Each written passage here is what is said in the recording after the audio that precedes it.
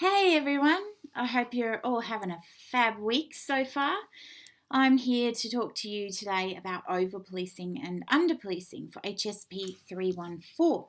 Just a quick little lecture talking about this, and I'm going to give a couple of examples to try and demonstrate these particular concepts because they can be a little hard to get your head around sometimes. So, I've used on this first slide a particular image to demonstrate over policing in this instance. So you can see the police officers are standing there and they've drawn a gun on a baby who's in a pram, and the mother's there, or there's a female adult there, and the officers are saying drop the weapon and pointing the gun at the baby. So that's obviously an overreaction in this particular instance, but it demonstrates well what we're talking about when we think about this notion of over-policing. And I'll walk through these in a little bit more detail now. One of the things that both these concepts link into is this notion of differential policing. Now, not a lot of people talk about differential policing. It's typically they talk more about what under policing looks like and what over policing looks like. But subsequently, it's talking about different levels of police attention and different types of police attention paid to different groups of people. And we can see this as well in this particular image on this slide, where the police are driving down the street. There's two white people sitting at a bus stop, and there's a black person standing at the bus stop. And the black person's got his hands up when the police car goes past. In a lot of states in America, it's very much a circumstance where people of colour are on the defensive, usually because police are shooting them so often. So differential policing typically impacts particular types of groups, and it's often vulnerable groups such as young people, people of colour, Aboriginal people, people with mental health issues, all of these types of things. So differential policing relates to, it happens with specific types of groups, and it's influenced by how some people may look like better suspects than others. Now, this is something that came up in a research project that I did with LGBT young people, and they talked about how police use the term suspicious. So they would go up to groups of young people and they would search them on the basis that they looked suspicious.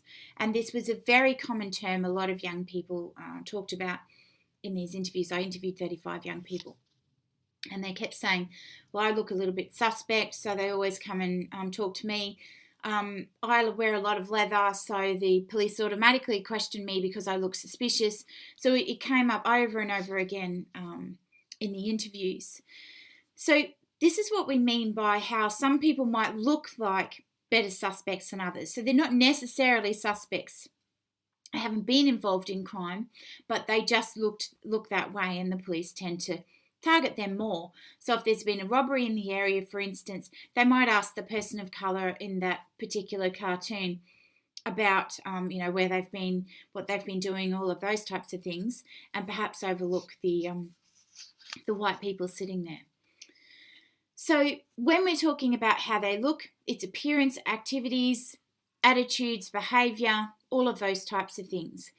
And because they may look like better suspects and differential levels of police attention are given to those groups, this may be considered discriminatory in some circumstances. And we can see how this happens through these two ideas of under-policing and over-policing. So under-policing specifically focuses on, generally, I suppose you could call it neglect. It's where police don't do their work.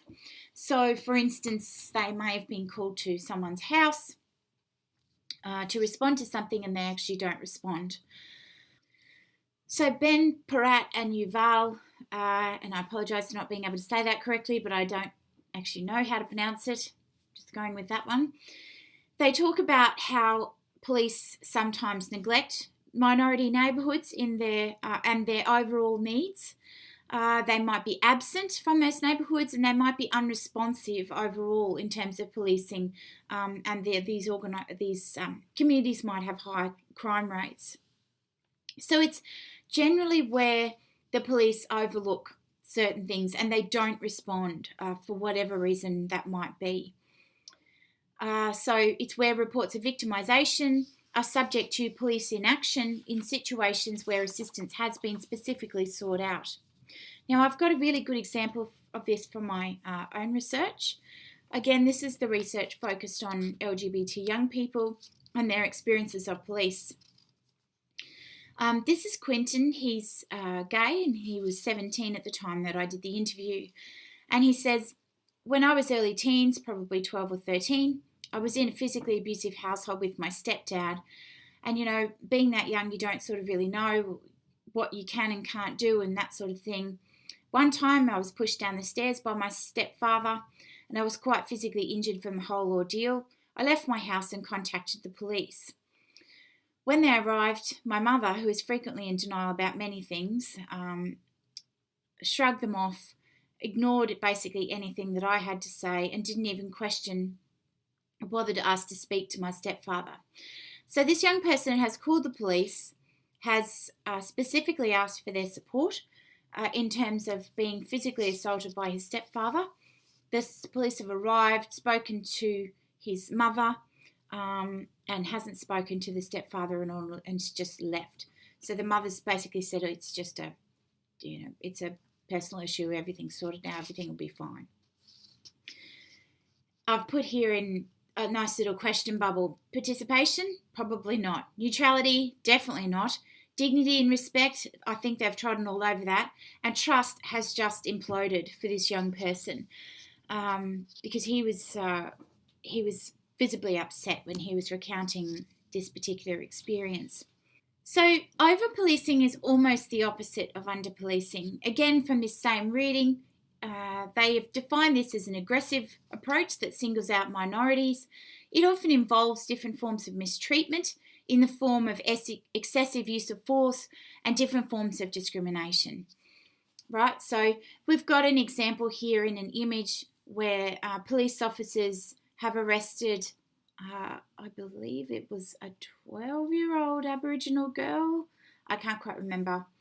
And they have, they're holding her to the ground, which I think is probably excessive force considering her size and their size. So that's what we're thinking about when we think about over-policing. If someone dies, that's over-policing. Particularly if it's a member of a minority community, that happens pretty much every day in the US. Not so much here in Australia, but we certainly have lots of examples of excessive force and discriminatory treatment where police really shouldn't have responded in the manner that they did. So we look at it as how people are policed differently and more extensively. So we think about it in terms of, I like to use the example of LGBTIQ folks, and I've reworded these statements that Chris Caneen uses to demonstrate what I'm talking about. So more police might be in areas highly populated by LGBTIQ people. LGBTIQ people might receive different forms of police intervention. So, for instance, they might constantly get asked about whether or not they've got drugs, and this is an actual experience that's been recounted in quite a few of my interviews with young people about these issues, and service providers, so youth workers and so forth. There might be heavy regulation of LGBTIQ people by police in history, and that is the case. That probably continues to the present day in a lot of different forms. And then, of course, social class comes into it as well. In lower socioeconomic areas, we have to ask the question of whether or not they've got more criminal issues in those areas, or do the issues get detected more because police are physically in those spaces more often? Because they think of those areas as suspect areas. They think of the people in those areas as suspect communities. So over-policing is very common with Aboriginal Australians in the Australian context, and they talk about what's called the trifecta of charges. Police will approach an Indigenous person about their use of offensive language, and the abrasiveness of the confrontation will cause the situation to escalate and will result in charges of resisting arrest and assaulting police. So that's what they call the trifecta in relation to Aboriginal communities. This is very common, and a reason why we have such a massive overrepresentation of Aboriginal people in our jails at the present time. A couple of other examples in relation to over-policing from my own research. John, who's a gay male, he was going out to a nightclub called Fluffy, which is in Queensland, and he evaded a cab fare.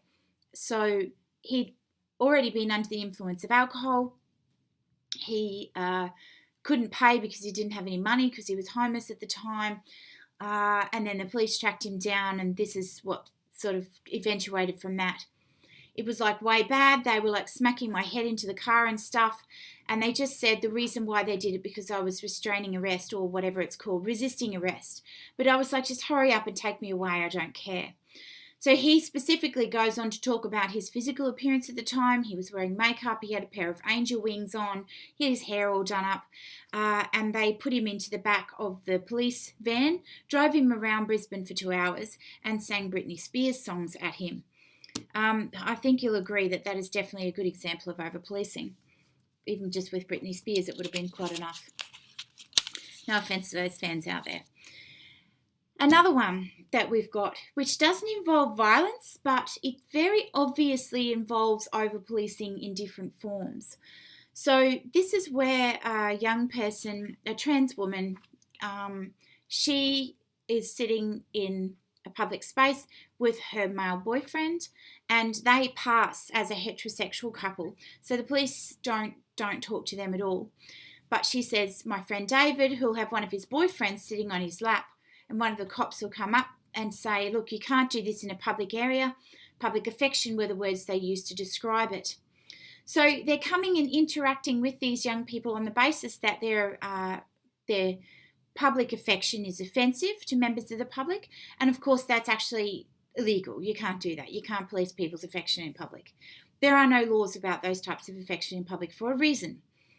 So this is most definitely, we can see a lack of participation, a lack of neutrality, a lack of dignity and respect and trust, and most certainly a lack of objectivity in the way that the law is being enforced by police in these particular instances. There's another good example from Native America where that's been done by Barbara Perry. It's where they talk about the under-policing and over-policing of Native Americans. Sometimes under-policing comes in different forms. She talks about denial, which is where there's, just another Indian bitching about nothing. They deny the victim by saying that they're playing the race card, things like that. So they don't follow up on the complaint because they think that Native American people are whingers, for instance. There's also instances that she found of failure to act, where they failed to take serious complaints of victimisation, very serious complaints, not worth the effort to report to police, denial of a threat to the overall community. So the community is feeling threatened, the police go out there and they're like, nah, you're just overreacting. Particularly when there is no violence, they sort of say, well, we can't do anything until there's violence involved. Equally non-responsive to minor issues such as major issues like threat to physical safety and so on and so forth. So that's what she came up with that falls into that bracket of under-policing. And then there was discussion also around incidences which demonstrated over-policing. So over-enforcement of the law against Native Americans, creating suspect conditions, so circumstances where people were considered a suspect, but they had not been involved in any crime.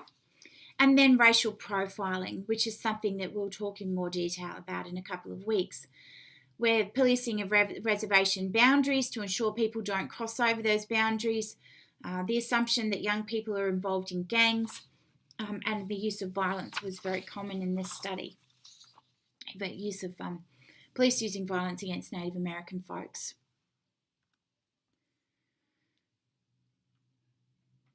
So sometimes policing efforts that are focused on enhancing legitimacy overall can actually create more harm and less police legitimacy. So it's very important to think critically and plan carefully around how these things happen. And I've picked this out because this is a very complex area, and the ideas and things that I'm giving you are fairly simple in relation to how police act, but it's a lot more complicated than that.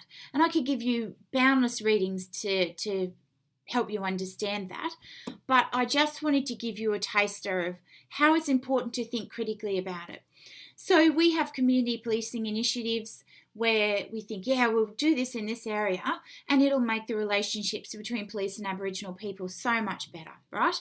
But there's a whole range of assumptions that that's focused on. One of the ones that's been subjected to quite significant critique is hotspot policing. So where there's a specific area where there's a lot of crime and they get a whole bunch of police, they put them into that area to try and overcome crime and, put the people in jail who are responsible for it.